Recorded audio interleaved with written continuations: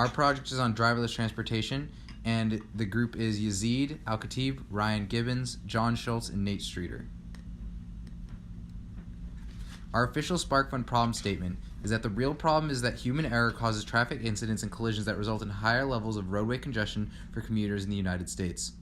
The problem with last semester's vehicles was that the sensors could not detect objects within certain angles, causing collisions due to these blind spots. Design an improved SparkFun system that navigates faster and more efficiently than humans, detects all obstacles in its path of motion, adjusts its path in order to maneuver around obstacles, execute actions properly, and reach a destination. This is our first article that we looked at for background research about how autonomous vehicles can be implemented into society and the government. And this is one of our other peer-reviewed articles that we looked at about how autonomous cars will develop into the future. Our market research showed that the competitors for autonomous driving vehicles include Uber, Mercedes-Benz, Google, Nissan, Toyota, Volvo, Tesla, GM, Honda, Audi, and BMW. Depicted to the right of the slide is the Audi RS8, which is a piloted driving concept as seen in the title of the picture. Their driverless vehicle is similar to most of the others in that it uses sensors to try and not crash into objects and avoid other things. The problem with the competitors are the very high price points due to the sophisticated technology involved in the sensors and in the car itself. The other problem is that the general public does not fully trust AI yet, as it's very new and because of movies like Terminator. These other cars are so advanced that they appear more as robots and less just like machines doing a job.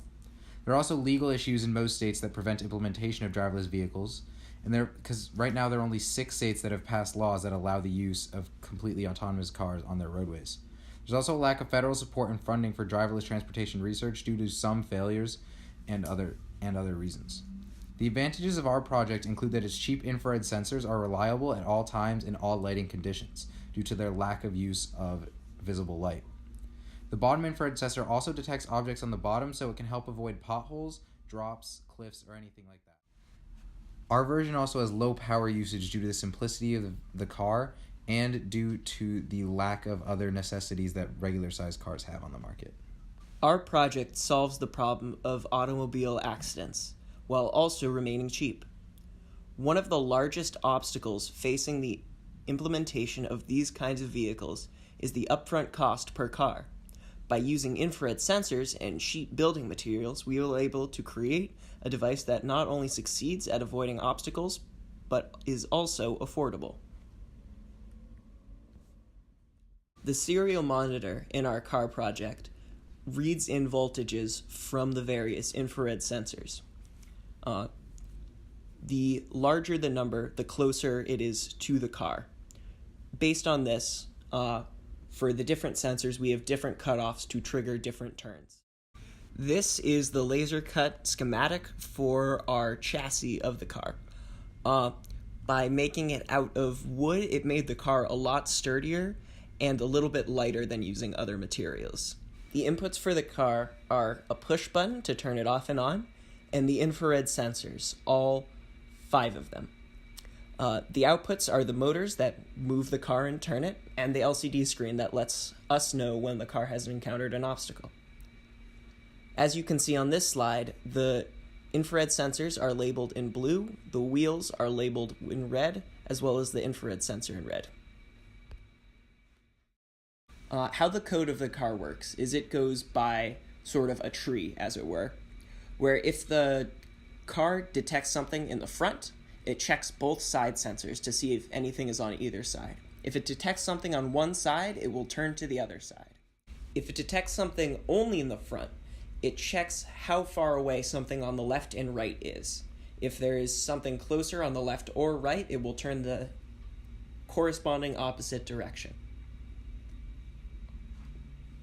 Whenever anything is displayed, the LCD will display object detected, and the car will stop.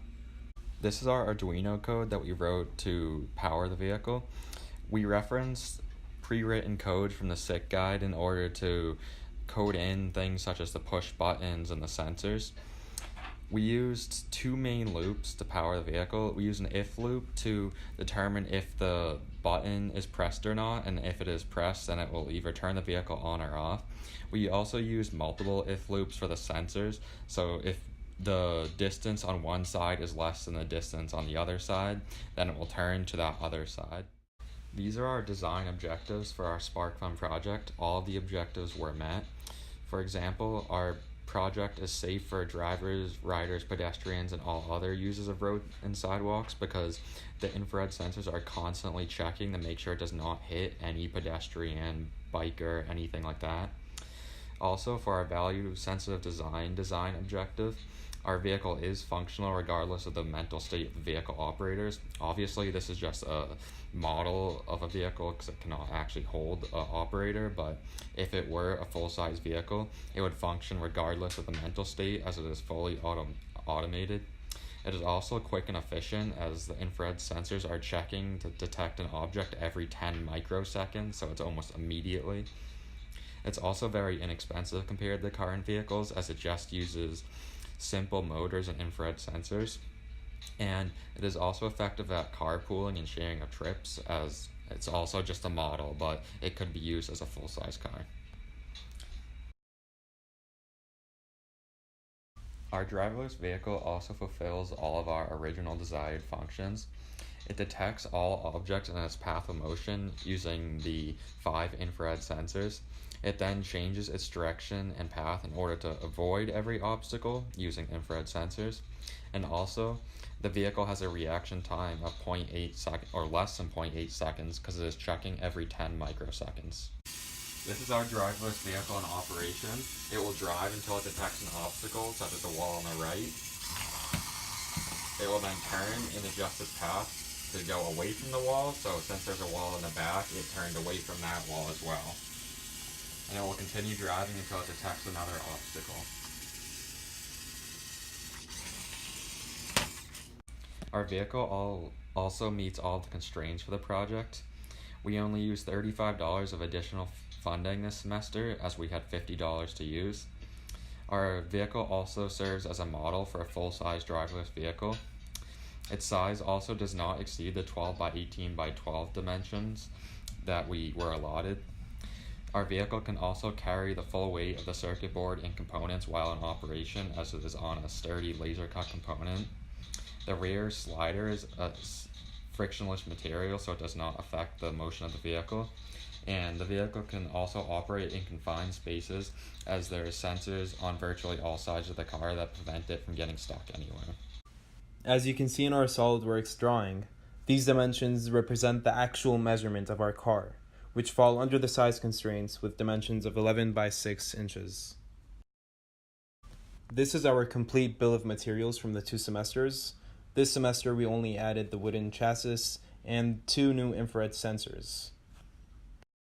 As you have seen, we have successfully built an autonomous vehicle that smartly maneuvers around obstacles, relying solely on infrared sensors. During development, we became proficient in the use of Arduino and in connecting SparkFun components. We also developed skills in AutoCAD and SolidWorks while designing and laser cutting our vehicle's wooden base.